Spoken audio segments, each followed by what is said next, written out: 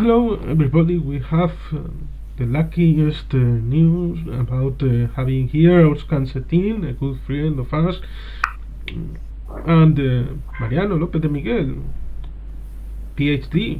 So congratulations. It's very important Thank you for so us. much. The, I appreciate it. Thank you. the great success of our great friend Mariano. Uh, Earth moved. Earth moved hard a few weeks ago in South Turkey and sorry, Turkey, in South Turkey and in North Syria. I remember 34 years ago a great earthquake in close Istanbul that was very hard to, and there was also important discussions about what the hell buildings from the Roman Empire were up, and a few months ago buildings were down. I think more or less it happened again, but please, it's our turn, so let's all, everyone, please. Yeah. Well, maybe it's better to Özcan to speak first because he was in the first line during that terrible days. Oh, thank you, Mariano, and thank you, everyone. It's nice to see you guys again, and I'm happy to be here. Uh, well, like you say, the Earth moves hard and still moving. Actually, the Earth never stops. Since the 6th of February, even today, there are billions of God knows how many aftershocks, and the Earth is moving. And you have very good points, Juan. You know the buildings, the constructions built right after Istanbul, the biggest, one of the biggest earthquake in the history. Near to Istanbul, I don't know how it's called, like uh, Düzce. In Turkish we call it Düzce department, it's a province. But right after that, Turkish government started checking the constructions, how they built, what kind of materials are they using. Uh, I was very young in this period. I don't really remember like 100%, but I'm told by my parents and my elderly that government was really controlling. Like they were checking every inch of the construction, and by the time things got loose, you know, they stopped checking that hard. They let contractors to build buildings however they want, how many floors you want, like what kind of materials are you using, and what is the quality of the material, what is percentage of the iron in the construction, percentage of the cement, you know. Uh, the, the check balance mechanism, which was built right after Istanbul Düzce earthquake, got loose, and this is why we have that huge amount of that after 6 February earthquakes. I mean, earthquakes are happening, you know, in every inch of the world, in every part of the earth, like Japan. It's happening, but not many people are dying in every country, you know. And even in Turkey is this three big earthquake in the 6th February, and the third one was 10th February, if I'm not mistaken. I mean, we have three big earthquakes. It's like serial of the earthquakes. There are some buildings still alive. You know, they survived from the three big earthquake and aftershocks. And these buildings have been built according to legal procedure. You know, the journalists, the newspapers, and the news channels were asking people who built this building, and what is the mysterious behind that? Like most of the buildings collapsed, but your building still alive. And the guy was like, these people were like, we just followed the rules. We just respected the rules. We just did what we should do. You know, and yeah, the government let people to use the fields, flat fields, which is very useful for the agriculture, to build their constructions like big apartments, big buildings, and instead of mountainous areas, like which requires more financial income. They choose the easiest way. They choose the easiest way, and that costs less money but more life. So this is why we are having that. Yeah. I remember that also 35 years ago, the USSR, still existing at the time, suffered in Armenia the deadly earthquake Yeah. of Spitak, and at that time Leninakan. We could talk about that the material used for that buildings were used for Khrushchevkas, which was the name for every single building from Prague to Moscow to Azerbaijan or Baku, sorry, all over the socialist bloc.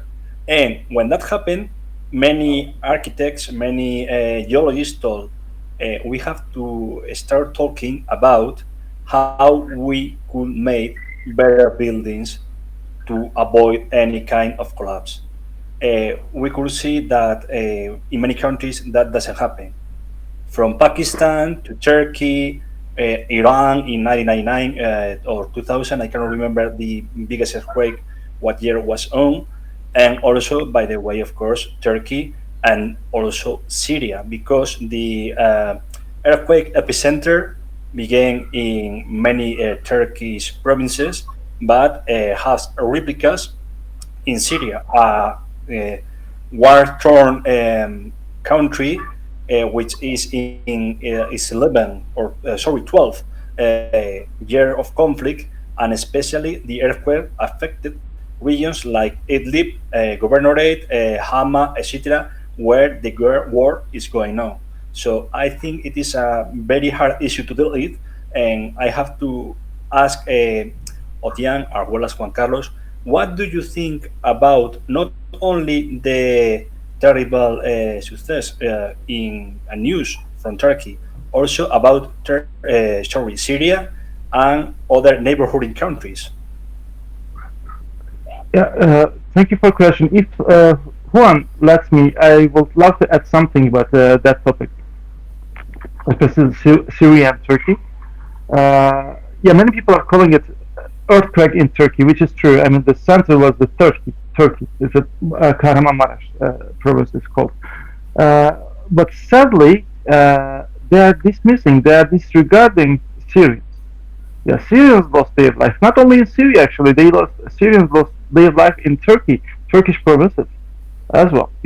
That's very sad to see that. I'm myself is someone from Turkey, and I'm victim of the earthquake. But Syrians are victims of earthquake too. We have to pay attention to their lives. Their lives matter too. This is what I want to add. Yes, as we Yes. had in another talk, and there are many Syrians inside Turkey, so it's more complex than only an earthquake. We can remember that I will call cleavage border in Syria, Turkey. There is a cleavage border for the earthquakes, and what you focus as an state, not only as a government, social media, people, because I remember the earthquake in Kobe in 1995, and Japan is very specialized in preventing and build in special ways and in conditions, and so also we have Chile, another country prepared for earthquakes from Valdivia earthquake in the 60s. So knowing that, it's interesting how it's Turkey prepared, and knowing that the earthquakes can happen, how the emergencies open the operations for saving people.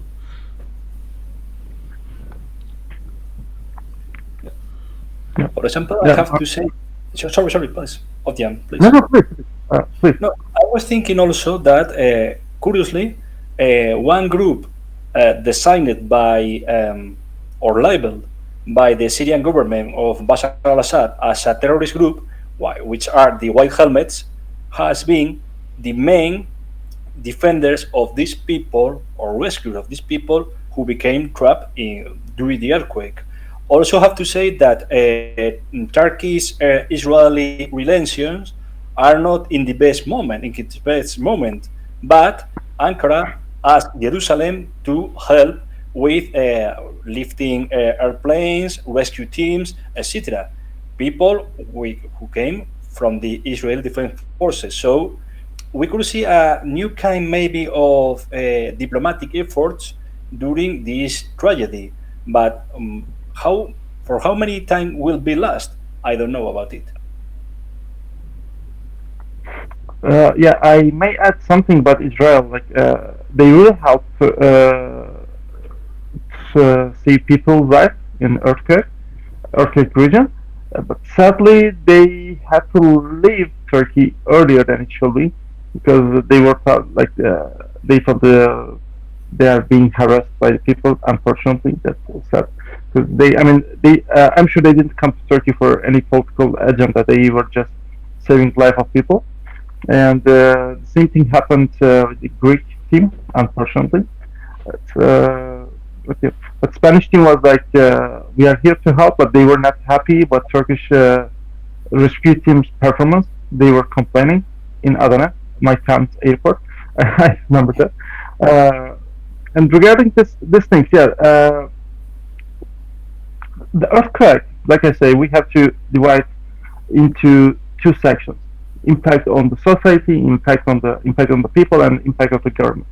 After the earthquake, I can say things will never be seen in Turkey in terms of politics and geopolitics even.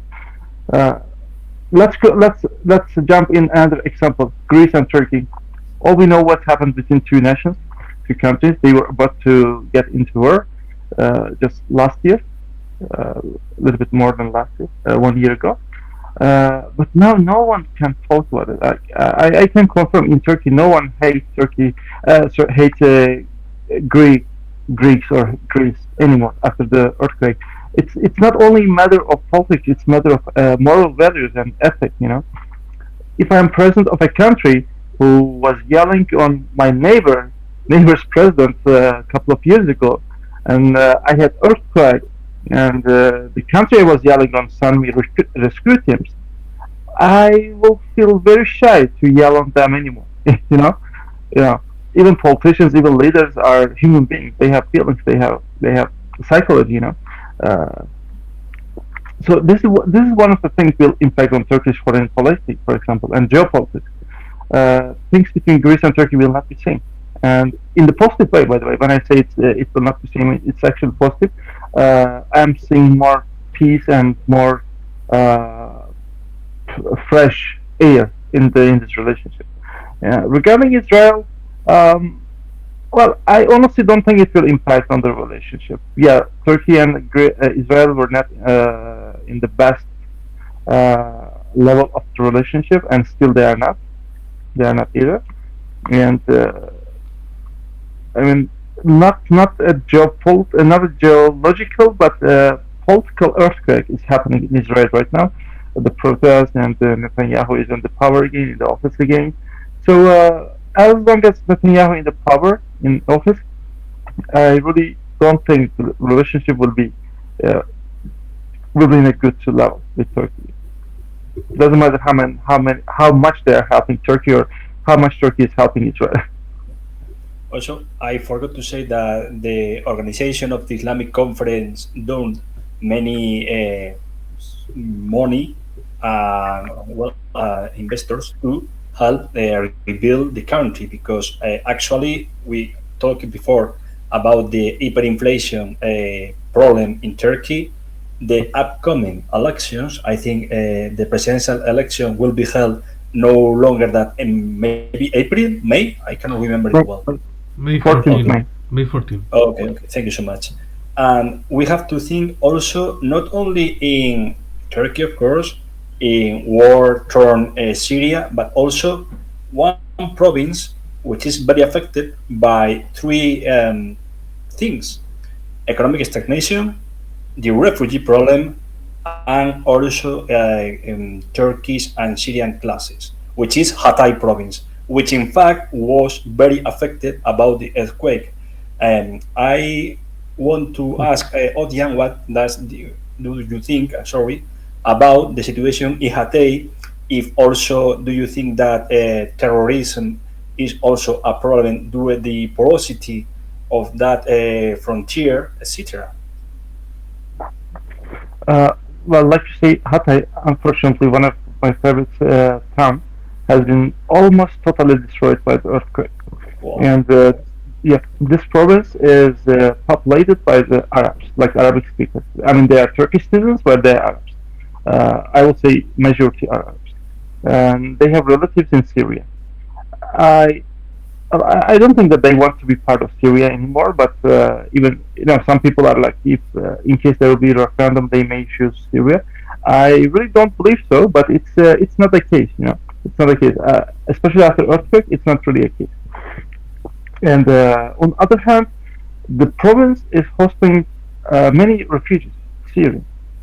They are living there, and it's kind of hard for the international NGOs that's helping the Syrian refugees.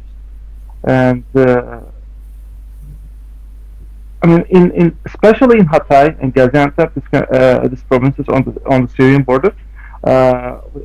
Totally normal, as it's totally normal, totally okay. Syrian population is high, and these provinces are kind of, I would say, more sensitive than rest of Turkey. So it's somehow connected to elections too. Like yesterday, presidential candidate and president of the biggest opposition party was in Hatay. He had a kind of public rally, and one of the important points he highlighted that Syrians will be sent home. I'm translating. I am making literal translation.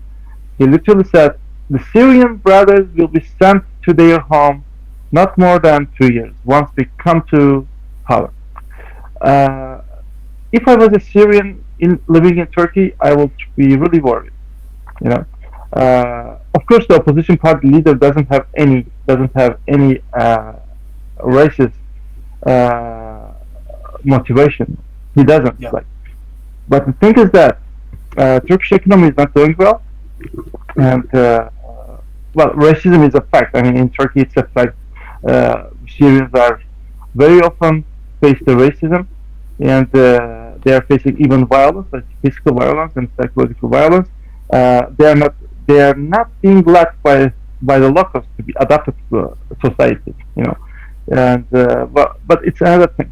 And the fact is that the election will be, in case the opposition wins, they will start deporting or following a policy to send Syrians, not only Syrians but generally refugees, deport the refugees from Turkey, and that will of course impact to regional dynamics. Just imagine, in case Syrian government doesn't accept these people to their soul, what's going to happen then? Yes, Turkey has to. It's true that Turkey. some kind there have to be a clause for the war in Syria. It's like a standby for operations, at least as I can see from here. But it's still alive. It's a war alive, and every war ends with an agreement or political situation with the parts. Some kind of end has to be made for those settlements again from exile to from refugees outside Syria, from bringing back to Syria. I don't know if I explained the idea. Yeah, I see your point. The thing is that in the beginning of the war, Syrian civil war, Turkish government were receiving refugees, and the government was hoping that these refugees will be helpful in their policy against Syrian regime. But today, the things are reversed. Syrians in Turkey is helping Syrian regime, Assad regime, to be to follow an policy against Turkey. You know, it's a weakness in Turkey right now, and it's not easy to send millions of people to somewhere. You know, I mean, yeah, opposition party leaders are saying that 2 years. He says, I have an agenda. I will do that in a peaceful way, in international standard. It will be an international project. We will send them in a good manner. I don't know. He doesn't tell the details, but he's like, it's not racism. We are still brothers. We love our Syrian brothers and sisters, but we should let them to live in their country. This is what he's saying. But in reality, I don't really believe things will be that easy. You know, and many Syrians got Turkish passports, for example. Some radical oppositions, I would say, they are not in the same coalition with the opposition leader, but they are like a different coalition, are threatening Syrians to get their jeopardize their Turkish citizenship. They want to take their Turkish citizenship back, which is surprisingly legal in Turkey. In case you have been granted by a Turkish passport after your birth, you can lose it. I mean, they can get it back literally, in according to Turkish law.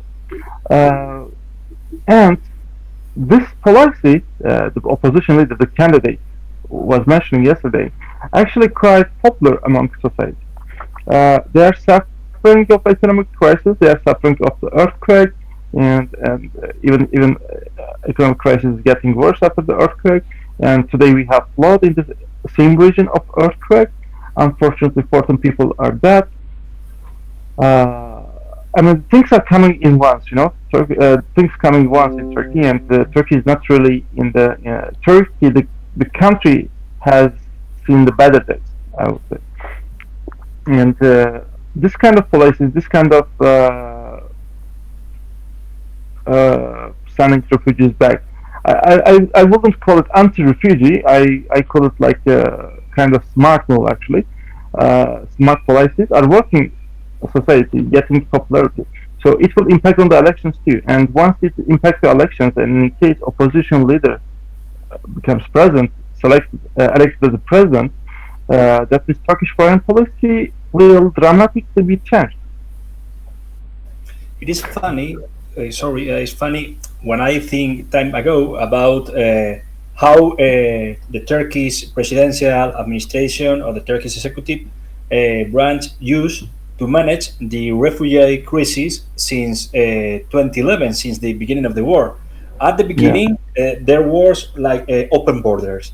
Please, Libyan brothers, not only Syrian brothers, came into Turkey because it was at a time when people thought, that Erdogan used to manage a kind of Islamic democracy with AKP, a kind of party to follow from other countries which began the rebellion, anti-Gaddafi rebellion in Libya, anti-Ba'ath rebellion in Syria, etc. The situation in Egypt, Tunis, etc. It's true that, on the point, it's true that Erdogan presented sometime himself as, no, we are as CDU. I am like Merkel. She's Christian Democratic. I am Islam Democratic. Okay. Yeah. And at the time, there was all open border. Then happens the first class, which was Gezi Park protests. Then the corruption accusations against the Erdogan administration. And after that, 2015, etc. And then it was a turning point because at the beginning, all were welcome. Then, okay, not all Syrians, because we must keep an eye on our Turkmen Syrian brothers or Syrian Turkmen, sorry. Then, okay, people from the Caucasus, but maybe these people who came from Libya and Syria maybe could be fundamentalists infiltrated into the refugees. Who knows? Who knows? And now they are using again the political tool of refugees after the earthquake, which in fact it is terrible, at least from my point of view. Yeah, I would say I totally agree. Yeah, Hmm. and have to say that sorry, I remember perfectly when this kind of tool passed on from kind of Islamic democracy to neo-Ottomanism, as we are Yeah, seeing now, because yeah, it's hard to say it. But for example, okay, Hatay, one of the most affected provinces during the earthquake. No one knows what is happening due to the media censorship. Also, the situation in the border, the situation with the Syrian refugees, but also with the Kurdish population in Batman, in Van, etc. What must we know about this? yeah. That's true. It's another phase of the earthquake is that the provinces who face the earthquake are mostly Kurdish populated.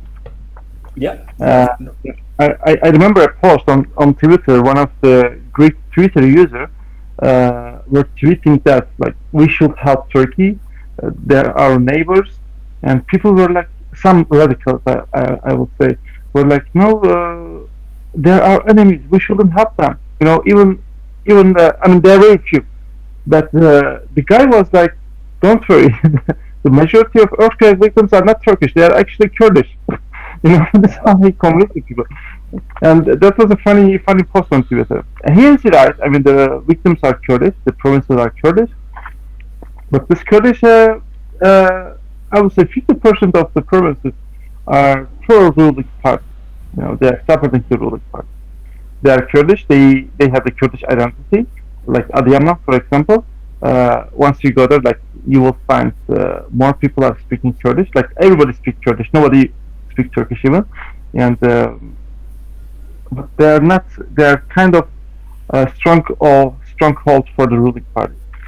And unfortunately, since we're talking about the racism, not only Syrian refugees, not only refugees, or not only people in Hatay are facing racism, also victims of refugees who are Kurds who are having Kurdish identity are facing the same problem. Uh, some radical Turks, radical Turkish nationalists or racists, however you call them, were almost happy to see the earthquake in this province. Yeah, like it's hard. Yes, I can understand that because in 1923, in Tokyo earthquake, after all, they claim that the guilty of Koreans, and there was a very bad situation for them. Japanese calling for them that they were guilty for the earthquake. So people is able to make the worst. Yeah, yeah, of course, of course. And also have to say that same happens in Pakistan earthquake in 2007 when the most affected province was the northwestern frontier, which is populated by Pashtun people and tribal people. And one member of the parliament, after that, also he was dismissed, said with open microphone, "Oh, we don't mind about that people. They are tribal ones. They are not Pakistanis. It is mm, a racist form to use these tragedies against those poor people. It is very hard. It is terrible. very, It happens every single minute in every part of the world. When a kind of earthquake, tornado, natural problems happens, that happens as well. yeah, it may happen to them. I mean, I hope no, but it may happen anywhere of the world. You know, anywhere of the world. And like I don't know if you follow the news or no. Like a couple of weeks after the earthquake, a Kurdish province. We call it Kurdish Barcelona. Actually, Barcelona in Turkey. It's Ahmetspor, a Kurdish soccer team, football team, was hosted in Bursa by Bursaspor, the local team. and they faced. I mean, I have never seen something like that. I mean, I have seen racism. I have seen like really terrible racism, but this kind of racism I have never seen. They threw knives, they threw stones, they threw even some kind of weapons to the, and before, during, and after the game, they attacked the footballers, the players, Kurdish team's players, and ironically, some of players of the Kurdish team were from this city, Turkish city. They were Turkish. They were not even Kurdish, and they were attacked as well by Bursaspor fans. And again, the same soccer team,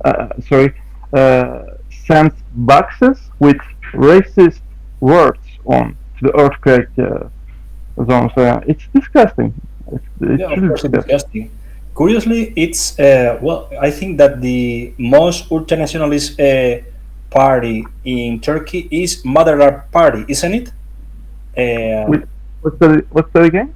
Sorry, the Motherland Party is the most maybe ultranationalist party in Turkey. Oh, what? Um, Oh, yeah, Motherland Party. Yeah, yeah, Motherland it's Party. small one. Yeah, small one. Yeah.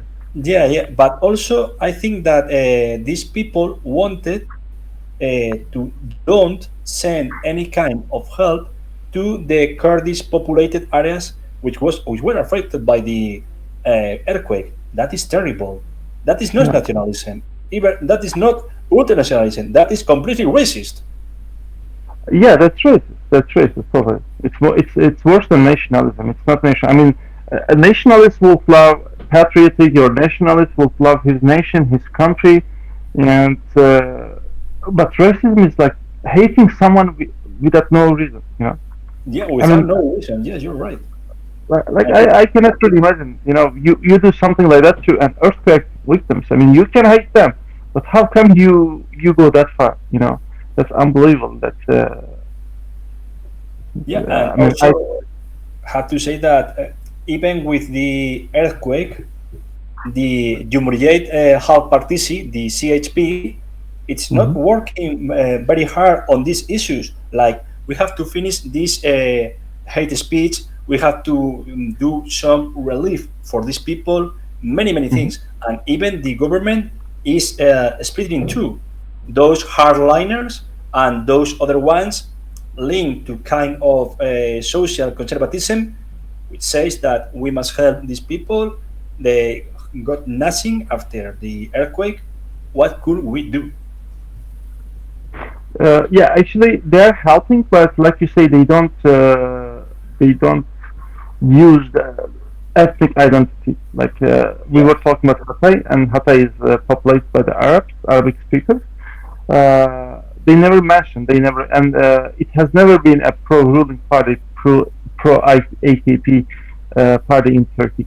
They are always closer to the left and secular parties like CHP, the main opposition party.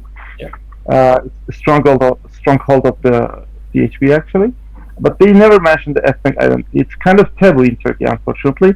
Uh, like everybody know who they are. Everybody know they are Turkish or they are Kurdish or they are Arab or they are whatever. But whatever.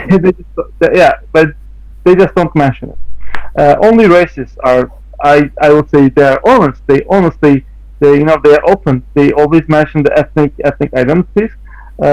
They may be like, yeah, we hate them. They are Kurdish. I find them more honest than someone. And also, it is interesting that even after more than a month after the terrible earthquake, police only detained three contractors of this kind of buildings.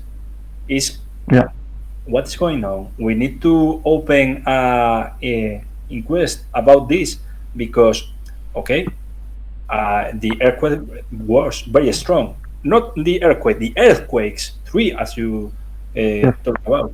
And, But and, also, and what about the we buildings?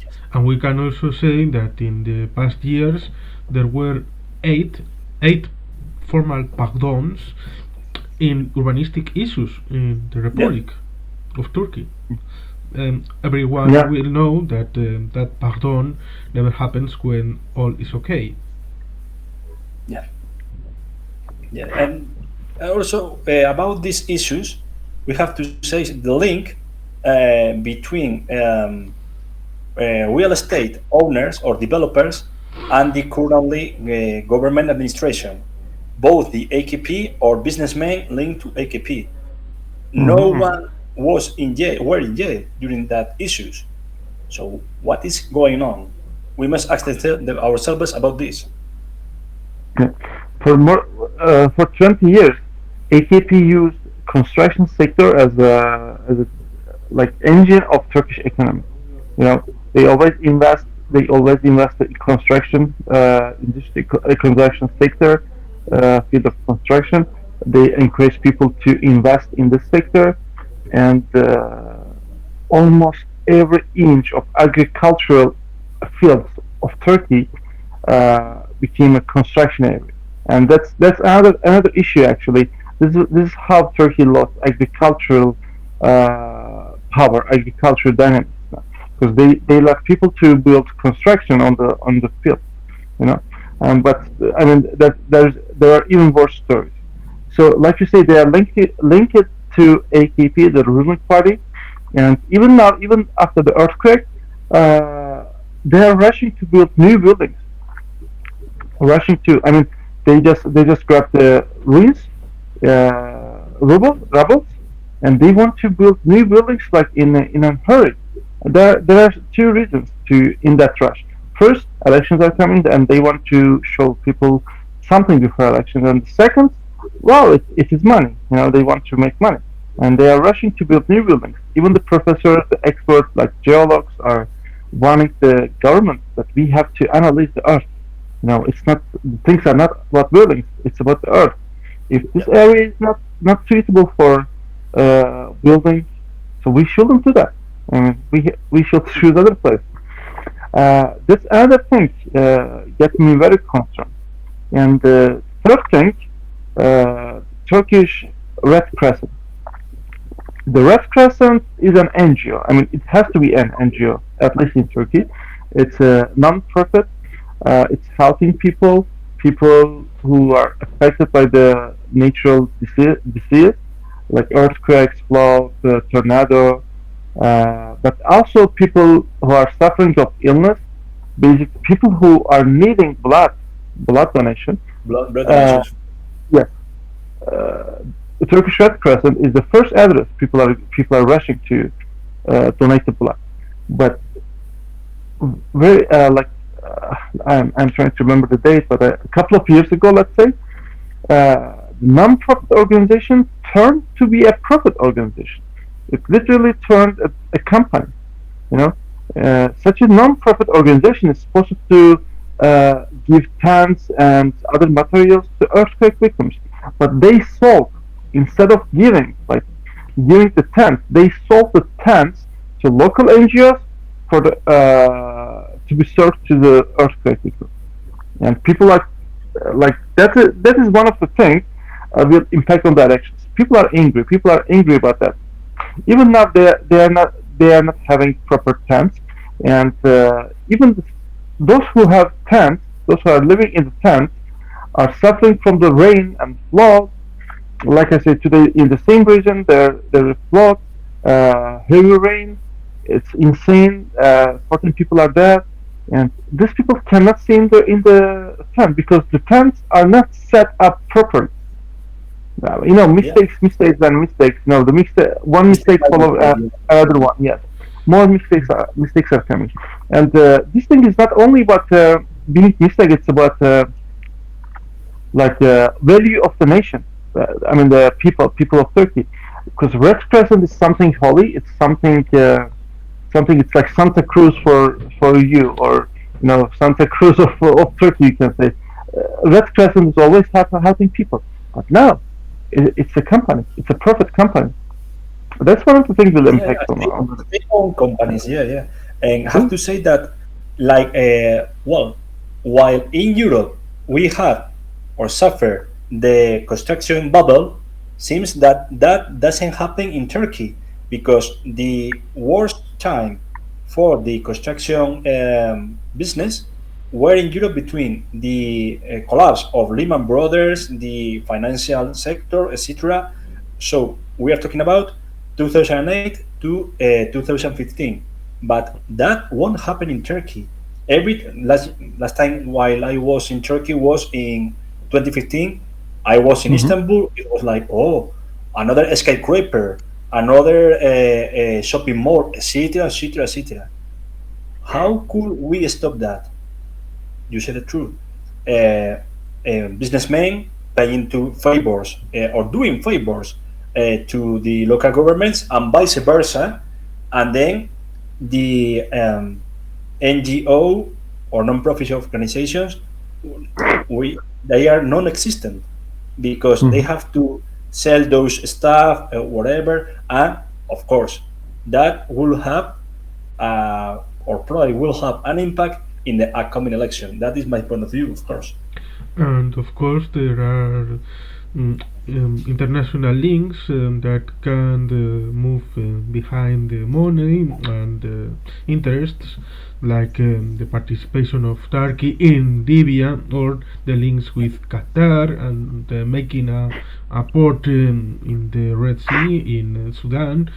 So there are not only inside as also the international links with the Gulf and the Arab countries. So it's interesting the movement of money. Yeah, this kind of, as they called time ago, maybe halal money or something like that, because it's a link between Islamic countries, although Turkey officially is still a secular country. But we have to say also that these kind of facts happens since many time ago, and now I have to talk also about the supposedly conspiracy theories, like, oh, Turkey was at odds with the NATO and maybe the NATO caused the earthquake. That is also nonsense and stupid. But I had to read it in some fringe websites. It's like, what are you talking about? Okay, maybe Turkey is at odds with the NATO due to the Cyprus issue, maybe due to the formal accession of Finland and Sweden, but who could think that the NATO could cause an earthquake as a kind of reprint against Turkey, a kind of Well, reprisal? Sorry, it is. Turks too. Yes, Yeah, yeah, all I have to say, they tell about HARP, HAARP. It's an installation in Alaska that it was made for the submarines, nuclear submarines of the United States that were inside the sea. So there was not in surface. So they wanted to connect with them or talking without giving them to surface because in surface there will be very attackable, possible to attack from foreign countries and enemies. So they took the idea of giving a signal from ionospheric reboot and again. with using the atmosphere, uh, but it never happened. Never happened. So the army in the United States said, oh, "We have the facility, we have no using for that, so we will give to universities. So we have this, use these installations, and maybe there will be a new invention or a discovery, Scientific whatever." research. Yeah, yeah. But it Whatever. was separated from army, from United States government, but it's used as a tool of conspiracy. Yeah, Yeah. it is funny, very funny, because I think that Turkey has enough problems now, like still thinking about this kind of fringe conspiracy theories, which Yeah. is hard because it is like the Trump believers, the Trumpism, is all over now. First with the war in Ukraine, then with these natural issues over both Syria, Turkey, all over the countries affected by the earthquake, and you want to know what is happening or what is going on, It's but it's it's funny you to cannot remember think that about this. It's huge. HARP was also involved in Chernobyl. Yeah, in Some Chernobyl people as say well. Yeah, that yeah. Chernobyl blast was caused by HARP. Oh, Also I think it. the chemtrails, etc. Yeah, yeah, yeah.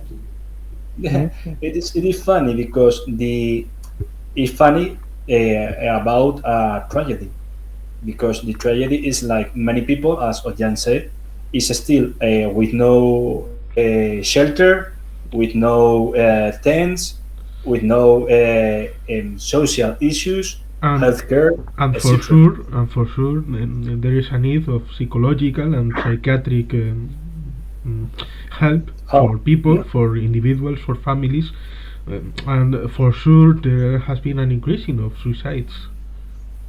One NGO official told, now, of course, we need money or invest to help these people, but also we need healthcare workers, psychological workers, as well as, of course, um, educators for children, because children has been without class for 1 month, and probably won't have classes until the end of the year.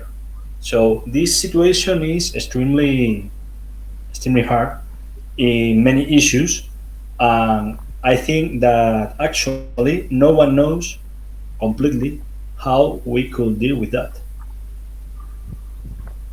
Yes, for sure the global impact, individual and collective, of the earthquake is still in evaluation. Yeah. We must talk also about the kind of eternal crisis, not only for Turkey and Syria, for all over the world. First, the financial crisis between, as I said before, 2008 to 2015, 2016. Then the many wars inside or over the Middle East region, MENA region, Middle East and North Africa. Then the coronavirus crisis, and finally the war in Ukraine and other still going Yeah. on wars, forgotten wars like Syria, like the Turkish Kurdish conflict, etc. So we must talk about these issues and think about also how could we deal with that, especially is in a post COVID-19 era. I don't know, what do you think about it? What? Yeah, yeah. Yes, I was talking about how could we deal with this kind of natural disasters Yeah. after the COVID-19 pandemic. How could we? Yeah. It is difficult, at least for me, because since 2008 we are living in a kind of perpetual crisis. First, the Yeah. how to say the financial crisis between 2008 and to 2015, then Yeah. the all over wars and inter-wars, civil wars in the MENA country, in MENA region, sorry. So Middle East and North Africa, from Syria to Iraq, uh, Sudan, etc., and finally the war in Ukraine. How could we deal with these natural disasters which are linked as well as these kind of wars and tragedies? I think it's very difficult. We are living very difficult historical times. Yeah. Uh, like I said, Turkey, talking about Turkey and the world generally, we have seen better days, and unfortunately, since 2019, we are having this kind of disaster, like COVID-19 and earthquakes, floods, the wars in Ukraine, Syria, Libya. Uh, well, when it's a war between nations, countries, and armies, you still have hope. Diplomacy will work. They will convince. They will make a diplomacy. They will make diplomacy to avoid to war fight, and you have hope of peace. But earthquakes and natural disasters, uh, we are totally hopeless. I'm talking as earthquake victims. People were like, we should go this province, we should leave this, we should leave this city, So we I have to leave. Yes. yeah, sorry, no, keep on. Sorry. Yeah. Yeah. I mean, when people were thinking about we have to leave this city for living in another city, and that earthquake occurred in other province. You know, you go from here to there, you are moving from this city to that city, but it's happening. It's really hard to find solution. We have to accept that we are living on Earth. We are like guests on this Earth, in this planet, and we have to take care of it. We were talking about global warming, earthquakes, pandemics. We just have to take care of it. We just have to take care of Earth. It's our house. It's our home, and we have nothing to do. I mean, you can never stop an earthquake. All you can do is building strong and smart houses, uh, keeping yourself in safe. But when it happens, you have no shot. Nothing happens. Uh, yeah. No, sorry. While I was hearing you, I was thinking that there are two good books that everyone maybe needs to read to understand the actual situation. One of them is the Third World War, August 1985. By it is a kind of dystopic history, a book by General Sir John Hackett, but also the Gaia hypothesis by James Lovejoy, who Hmm. talks about how the Earth is this kind of a human living being, and when it became angry, its reaction is like making earthquakes, pandemics, etc. We must think about it, maybe because okay, that man he died last year at age 102, I think, and it was not only a visionary, it was advertising about what could going on about this. A hard situation with pandemics, as you said before, also earthquake, natural and environmental disasters. How could we deal with that in this second decade of the 21st century? It is difficult, but we must do it. Anything. Yes, we have to do it because we cannot live under the planet. Yeah, Uh, yeah, at, yeah. at least not in a short term. You know? And talking Yeah, about yeah. We don't have a planet yet. talking about earthquakes, I always telling my friends, they are asking me how it feels having earthquakes like every day in your city. I was like, normal people are checking their notification from social media like Instagram and Facebook, but in earthquake region, we are downloading applications that give you warning about earthquakes. We are suddenly we are always checking these notifications like where the earthquake happened, where it will happen, like what is the it's like what's the Richter of that. So when you are living in the earthquake region, you just check your this kind of apps instead of Yeah, Instagram, instead of that is Facebook. beautiful to know what kind of earthquake is happening at that time. Uh, Yeah. This is kind of dealing with the earthquake. yeah, and also now we have all these tools. Before we don't have it as well, and we must think that maybe those things, sorry, could help us for the near future. But here, for example, in Spain, many people commonly says, no, that kind of earthquake cannot happen in Spain. And I always told them, well, maybe 11, 12 years before, I cannot remember it well, a heavy earthquake happened in Murcia region and in Lorca city. Juan Carlos must remember it. Yes, And at that time, there were how many, Juan Carlos? 20 people dead, maybe. I don't remember In, the people there, but there was interesting for knowing Özcan that a time after the earthquake, giving them aids, politically interested, because They requested a ticket later the tickets for the wasting of the money they made with the help made by the government. So it's interesting because normally it is told that those things happens in the third world. They are poorly institutionalized people, but in Lorca, Murcia, in Spain, Western country, European Union, the administration requested, oh, you received money from the administration, so give me the tickets a decade later. People that conserved the tickets a month ago, so 10 years they didn't have, so many were risked to give back the money. They didn't have the money because they wasted in repairing the house, repairing the whatever. So or even building a new house. Yeah, yeah.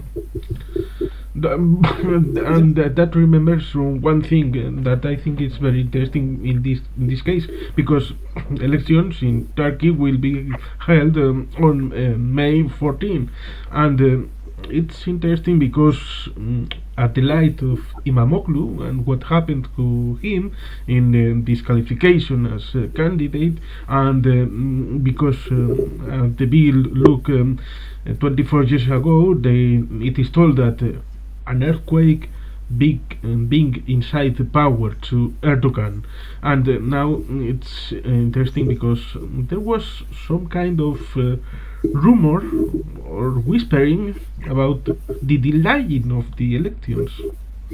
It's some true about that. It was trying to think because May 14 is too close from here, from election, and people will be very angry, very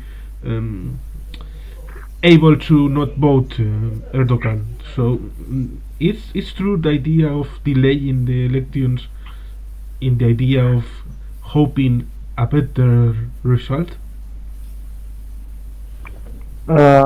Well, actually, 14th May, the day of election, has been announced unofficially before, like a month before earthquake, if not month, like 2 weeks or something like that. But it's true that some people were not himself, not the president himself, but some people were talking about postponing the elections. But honestly, personally, I don't believe that he's fan of this idea because he loves elections. I mean, he's not the kind of person escaping or avoiding from the elections. He actually loves the elections. So I don't believe himself would love to postpone the elections, but yes, some people around him were talking about postponing the elections. But the thing is that the official or ordinary date of elections is 24th June. I mean, he can only postpone 1 month. I mean, other option is just canceling elections forever, which is not possible in Turkey, not yet. We still have democracy and we still have institutions. Still, I mean, but yeah, some people were talking about. Like in a nutshell, I can say I don't believe he is one of the people who want to postpone the elections. But there were some people who were talking about postponing the elections, and it's not helpful. Yeah, so one thing to add is, for example, the use of these tragedies for political purposes as well. I remember Cairo's 1995 earthquake, when the government cannot took anything to the people affected by this situation, and then the Muslim Brotherhood came with food, medicines, and blankets, for example, and then at that time they were represented in the National Assembly, and do that in 1996 elections gained about 35 more seats or something like that. So that is the perspective about maybe not a regime change, but an administration change in Turkey. Who knows? But also, you say, Juan Carlos, we have to deal with Kemal Imamoglu's disbarring Due. I don't think if it was Due that he insulted Erdogan, he did anything that didn't like by the government. I don't know. I can't remember. Sorry. As I can remember, Imamoglu, that won first election for mayor in Istanbul, Yeah. was disqualified by the electoral court, and on that situation, it was a heavy insulting of Imamoglu that called those people silly, silly people. What an insult! They were very harassed for that. Yeah, yeah. The story is more ridiculous than that. He actually he was insulted by the Minister of Interior Affairs, and then he came back to Turkey. He was on a abroad visit. He came back to Turkey. In the airport, he was asked some questions by the journalist, and he insulted the minister. He didn't insult the judge. But then the judge started, and they sued him because he insulted the judge. And he was like, "No, I didn't insult the judge. I insulted the minister." But they insist, "No, you didn't insult the minister. You insulted the judge, and we have to follow the rules." Because insulting minister is not a big deal, but insulting judge is kind of bigger than minister. Incredible, incredible. Yeah.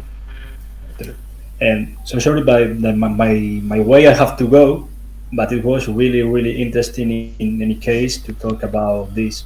And I hope, Hello. of course, sorry, I was telling you that I have to go, but I will add that hope that audience soon could be completely well the situation. And by the way, I'm thanks not for able that. to hear you, unfortunately. Oh, sorry. Now, do you hear me? Yeah. Yeah, sorry. I was telling that I have to go. Sorry so much. It has been a pleasure for me to talk both with you, Özcan, Juan Carlos as well. And you both deserve the best. And I hope that the situation will be for good in Turkey, Syria, and everywhere. Thank you so much. Thank you so much for joining us, and thank you so much for the good work, Master. Yes, it was a pleasure for talking on this topic, and I thank you both for being here. So we will hopefully in another talk about another issues in future. So I thank all the people arriving this point and comment anything you want. So, So thank you everyone. thank you, everyone, and bye. My friend.